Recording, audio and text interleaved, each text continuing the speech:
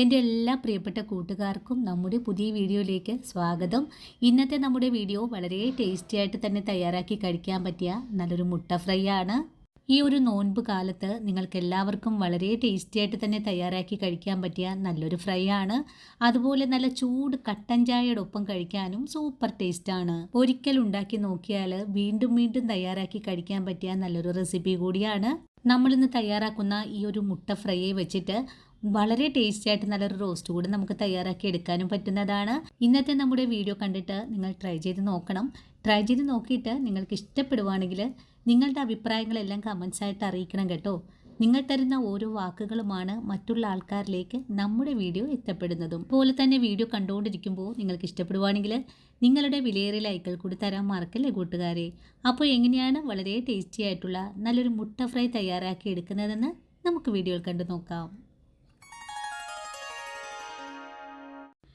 വളരെ ടേസ്റ്റി ആയിട്ട് നല്ലൊരു മുട്ട ഫ്രൈ തയ്യാറാക്കി എടുക്കാനും വേണ്ടിയിട്ട് ഞാനിവിടെ 5 മുട്ടയാണ് പുഴുങ്ങിയെടുത്തിട്ടുള്ളത്.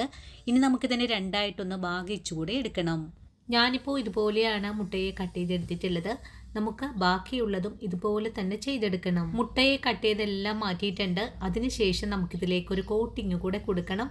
ഇതിനായിട്ടൊരു പ്ലേറ്റ് എടുത്ത് വെച്ചിട്ട് ആദ്യം തന്നെ നമുക്ക് ആവശ്യമായ ഉപ്പ് ചേർക്കാം.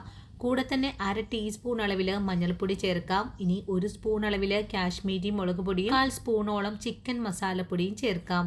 കൂടെ തന്നെ 1/2 സ്പൂൺ അളവിൽ പെരിഞ്ജീരകപ്പൊടിയും കൂടെ ചേർക്കുന്നുണ്ട്. ഇനി ഒരു നുള്ള് ഗരം മസാലപ്പൊടിയും കൂടെ ചേർക്കാം.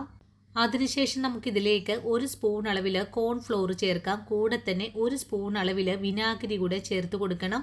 ഇനി നമുക്കിതിലേക്ക് ആവശ്യത്തിനുള്ള വെള്ളം കൂടി ചേർത്തിട്ട് നല്ലതുപോലെ ഒന്ന് കുഴച്ചെടുക്കണം. പൊടികളെല്ലാം കുഴച്ചെടുക്കുമ്പോൾ വെള്ളം പോരായ്മ വരുവാണെങ്കിൽ കുറച്ച് വെള്ളം കൂടി ചേർത്ത് ഈ ഒരു രീതിയിലാണ് നമുക്ക് ആയി കിട്ടേണ്ടത്. ഇപ്പോൾ നമ്മുടെ മസാലയുടെ മിക്സിങ് റെഡിയാണ്. ഇനി ഇതിലേക്ക് നമ്മൾ കട്ട് ചെയ്ത് വെച്ചിട്ടുള്ള ഓരോ മുട്ടയും ഇട്ട് കൊടുത്തിട്ട് നല്ലതുപോലെ ഒന്ന് കോട്ട് ചെയ്തെടുക്കണം. മുട്ടയുടെ ഉൾഭാഗത്ത് മാത്രം മസാല ഒന്ന് പുരട്ടി കൊടുത്താൽ മതിയാകും. ഇനിയിപ്പോൾ ഒരെണ്ണം മാറ്റി വെച്ച് കഴിഞ്ഞാൽ അടുത്തത് നമുക്കിതുപോലെ തന്നെ ചെയ്തെടുക്കണം. മസാലയെല്ലാം മുട്ടയിലേക്ക് നല്ലതുപോലെ പിടിപ്പിച്ച് കഴിഞ്ഞാൽ പിന്നെ നമുക്കൊരു 1/2 മണിക്കൂർ നേരത്തേക്ക് ഇതിനെ ഒന്ന് റെസ്റ്റ് ചെയ്യാനും കൂടി വെച്ച് കൊടുക്കാം.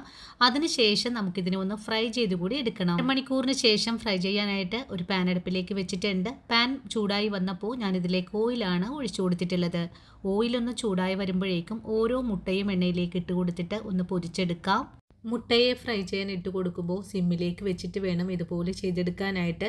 അല്ലെങ്കിൽ പെട്ടെന്ന് തന്നെ മുട്ട ഒന്ന് പൊട്ടിത്തെറിക്കാനും അതുപോലെ മസാലകൾ പെട്ടെന്ന് കരിഞ്ഞു പോവാനും സാധ്യതയുണ്ട്. ഫ്രൈ ചെയ്യുന്ന മുട്ടയിലേക്ക് കുറച്ച് കറിവേപ്പിലയും കൂടെ ഇട്ട് കൊടുക്കണം. അതിനുശേഷം നമുക്ക് ഈ മുട്ടയെ ഒന്ന് മറിച്ചുകൂടെ ഇട്ട് കൊടുക്കാം.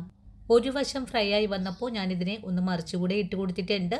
ഇനി നമുക്ക് ഈ എണ്ണയിൽ ഇട്ട് കൊടുത്ത് ഒന്നുകൂടെ ഫ്രൈ ചെയ്തെടുത്തതിന് ശേഷം നമുക്കിതിനെ ഒരു സെർവിങ് ഡിഷിലേക്ക് ഒന്ന് മാറ്റാം. ഇപ്പോൾ നമ്മുടെ വളരെ ടേസ്റ്റി ആയിട്ടുള്ള മുട്ട ഫ്രൈ ഇവിടെ റെഡിയാണ്.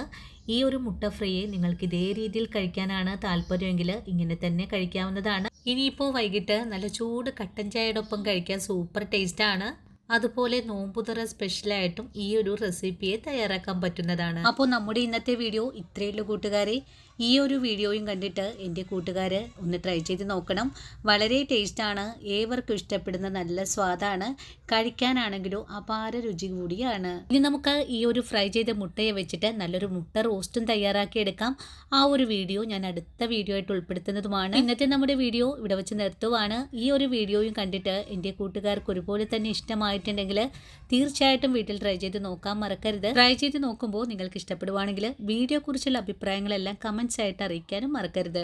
നിങ്ങൾ തരുന്ന ഓരോ വാക്കുകളുമാണ് മറ്റുള്ള ആൾക്കാരിലേക്ക് നമ്മുടെ വീഡിയോ എത്തപ്പെടുന്നതും. വീഡിയോ കാണുമ്പോൾ തന്നെ നിങ്ങളുടെ വിലയേറിയ അഭിപ്രായങ്ങൾ കൂടെ കമൻസ് ആയിട്ട് അറിയിക്കാൻ മറക്കല്ലേ കൂട്ടുകാരെ. അപ്പോൾ ഇനിയും നിങ്ങൾക്ക് വേണ്ടിയിട്ട് പ്രയോജനകരമായിട്ടുള്ള നല്ല നല്ല വീഡിയോസൊക്കെ ആയിട്ട് ഞാൻ നാളെ ഓടിയെത്തുന്നതാണ്. അതുവരെയും വീഡിയോ കണ്ട് സപ്പോർട്ട് ചെയ്ത എൻ്റെ എല്ലാ കൂട്ടുകാരോടും ഇനിയും കാണാനിരിക്കുന്ന എൻ്റെ പ്രിയ കൂട്ടുകാരോടും ഒത്തിരി നന്ദിയും സ്നേഹമൊക്കെ അറിയിച്ചുകൊണ്ട് നാളെ രാവിലെ ഓടിയെത്താം. അതുവരെയും ഒത്തിരി സ്നേഹത്തോടെ വീണ്ടും കാണാം.